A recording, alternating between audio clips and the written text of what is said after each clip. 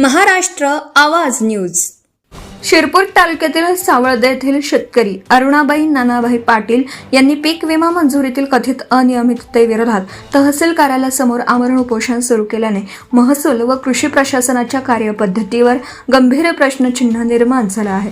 संबंधित गटात केळीचे पीक नसतानाही पीक विमा मंजूर झाल्याचा आरोप करत अनेक महिने तक्रारी, माहिती, अधिकार अर्ज आणि निवेदन दिल्यानंतरही ठोस कारवाई न झाल्याचा दावा करण्यात आला आहे. उपोषणकर्त्यांच्या म्हणण्यानुसार माहिती अधिकारातून मिळालेल्या कागदपत्रांमध्ये तसेच चौकशी प्रक्रियेदरम्यान कथित अनियमिततेचे मुद्दे समोर आले तरीही संबंधित अधिकारी, कर्मचारी आणि अन्य जबाबदार व्यक्तींवर अद्याप कोणतीही दंडात्मक कारवाई झालेली नाही.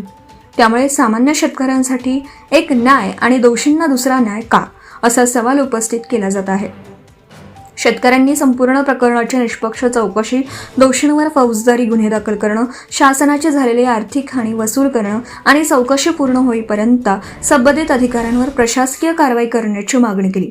दरम्यान एका शेतकऱ्याला न्याय मिळवण्यासाठी आमरण उपोषणाचा मार्ग स्वीकारावा लागत असेल तर ही बाब प्रशासनासाठी गंभीर चिंतेचा विषय असल्याची चर्चा सुरू आहे.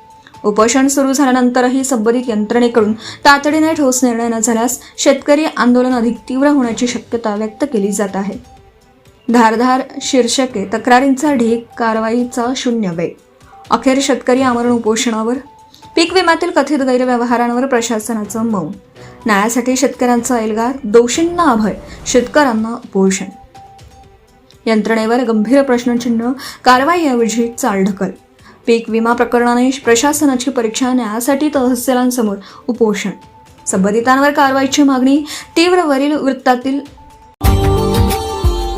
Subscribe now and press the bell icon. Never miss an update.